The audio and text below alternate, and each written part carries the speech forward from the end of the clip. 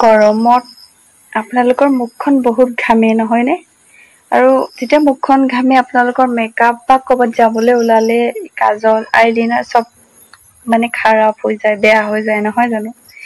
গতিকে এনেকে ঘাম নোলোৱা এটা উপায় আছে মোৰ হাতত, মই আপোনালোকক কৈ আছো।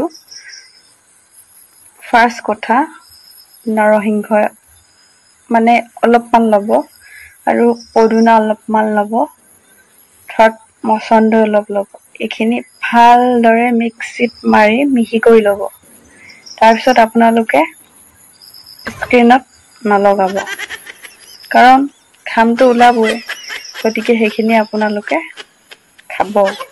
মানে এই তিনিটা বস্তু চাটনি খাবলৈ বহুত ভাল, পেটৰ কাৰণেও ভাল। যিহেতু আজিকালি মানুহৰ গেছ প্ৰায় হৈ থাকে, খাব। মানে ঘাম নোলোৱা মেডিচিন নোলাব চাগে, আৰু বন্ধ কৰিলেও বিপদহে হ'ব নেকি মোৰ মতে।